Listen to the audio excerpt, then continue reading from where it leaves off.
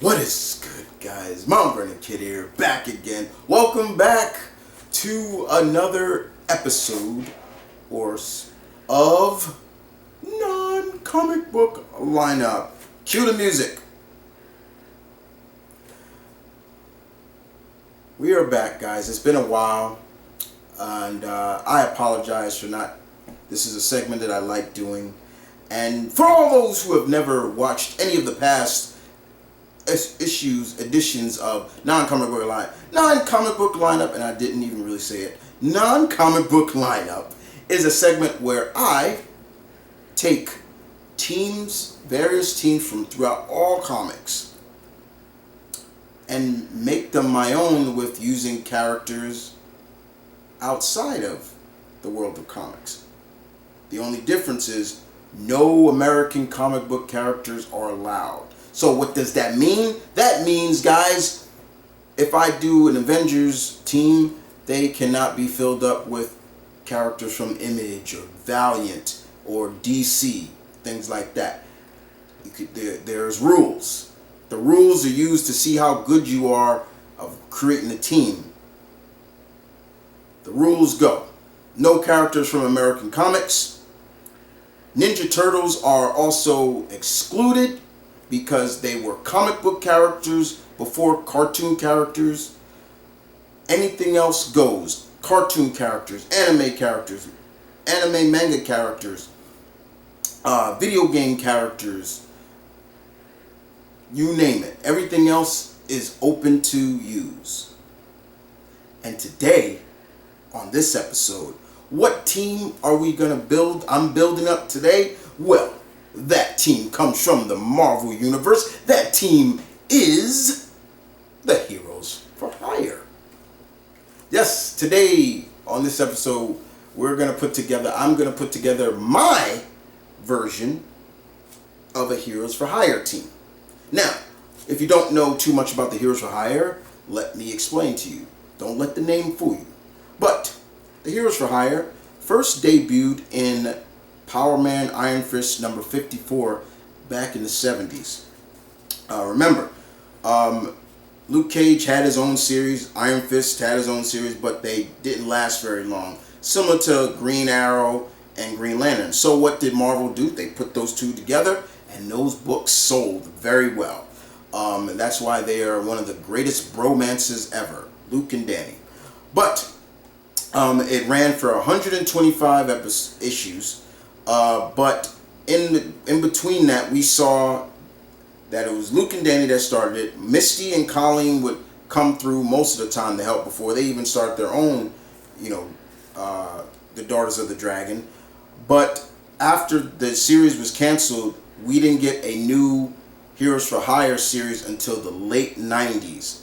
And in the late 90s, this is at the time, 1997, this is at the time when they were doing the Onslaught situation, and the Marvel Universe had a huge superhero vacuum. The Avengers, Fantastic Four, all of them were killed by Onslaught. Or, most importantly, sent to a different universe. It's complicated. It was the 90s. But in that time, Luke and Danny started a new team that had a kind of a rotating roster, but the roster was really interesting. If you've never seen the cover of the Heroes for Hire book that from the 90s, go check it out, or I may be showing it right now. You had Luke and Danny. You had, on the cover you see the Hulk, but in the book it was actually She-Hulk, Black Knight, Hercules, Deadpool was on the team, a new White Tiger that has nothing to do with the Ayala family. This was a humanoid tiger, female tiger. So basically, I believe this was a tiger that was created by the High Evolutionary, if I remember correctly, that actually was catching feelings for Danny. Danny can attract the liking of female cat humanoids. Whew. She was fierce too. But it was a rotating roster similar to the Defenders. But there were 9 members. So what I'm doing is only paying homage to that team, because later on during, if you remember the Civil War, there was a new team of Hero for Hires. That team was started by Misty Knight and Colleen Wing. Misty Knight, Colleen Wing, Shang-Chi, Hummingbird, the new Tarantula, Paladin. This was during the first Civil War. So there have been different incarnations of the Hero for Hire, but we're going to pay more homage to the 1990s version. So instead of going 9 characters, you guys know me, like odd number teams. We're going to stick with the even number of 8 members. 8 characters on this team. Who are they? You're going to find out. Let's get to it. So, first characters on the list, 2 and 1. 1 and 2 go to none other than Cody and Guy from Final Fight, the Capcom universe. Final Fight, Street Fighter. Why not have a duo? 2 best friends from Metro City.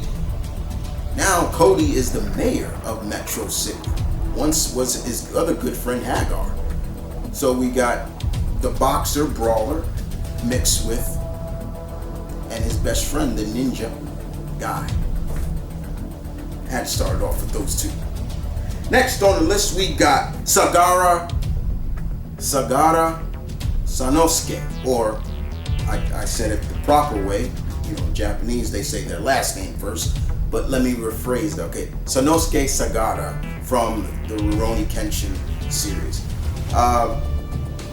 In the series, Sano was kind of like a hero for hire. He was a mercenary for hire. He was a merc, or a soldier of fortune, if you want to call it that. And he was a fighter for hire. And he used to carry his Zambato, his big sword, until Kenshin broke it, because it was a big sword and there was nothing more you could do with it. It was swing it up or down, left or right. And it was easy for someone like Kenshin Himura to figure out. But Sano was powerful as it is. He was strong for carrying this huge sword as well he can move. And later on, he learned a technique that was really cool. But Sano definitely would be on the team. Next on the list, number 4, Kevin 11. Why not? I love Kevin 11, especially during when he became more of a likable character, grown up now, and he was kind of like the absorbing man. Kevin is like the absorbing man. He could touch any element and he gets that element. So if he touched steel, his skin would become steel, or this and that. And I can see Kevin being on the team like this. The Heroes for Hire had powerhouses, but they dealt with a lot of things that were more street level stuff. But if it did get nitty gritty, they had powerhouses. So I put Kevin on the team. Number 5 comes from Tenya Ida from My Hero. Tenya was the brilliant, but he was also the speedster. He had the speedster in his legs, if I remember correctly. That was his quirk. It was really cool, but I always, as you all guys know me, I love speedsters, and I always think they are efficient to a team. You gotta have a speedster on the team somewhere, shape, or form. But not only this speedster, Tenya is also brilliant, smart, and I think he would work well on a team like this. Just saying. Number 6 we are going with is Zarya from Overwatch. The muscular Russian she is, and she is definitely a powerhouse to be carrying that big weapon that she carries around. But she is just full of strength, full of love. She wears her muscles proudly. She ain't afraid, and I love the character. She was kind of the poster child for Overwatch. She was like the second poster child for Overwatch. You would see her on posters, you'd be like, where is this woman from? Now you know. But she was good. Number 7, Blanca from Street Fighter. No, he can talk. Okay, he can talk too. Blanca, the humanoid beast that is able to shock, because they say he learned how to shock. Yeah, I learned that stuff from electric eels or something. It's weird.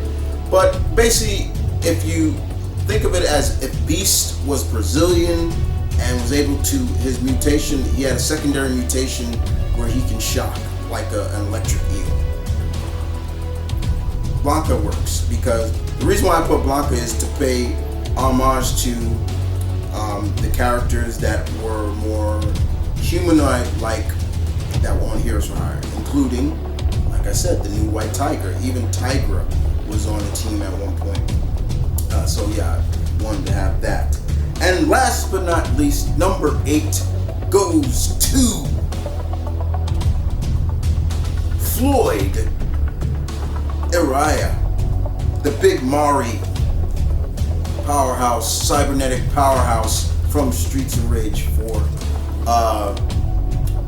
Floyd is a powerhouse. He is playing homage to also another powerhouse who has cybernetic hands or arms, Jackson Briggs.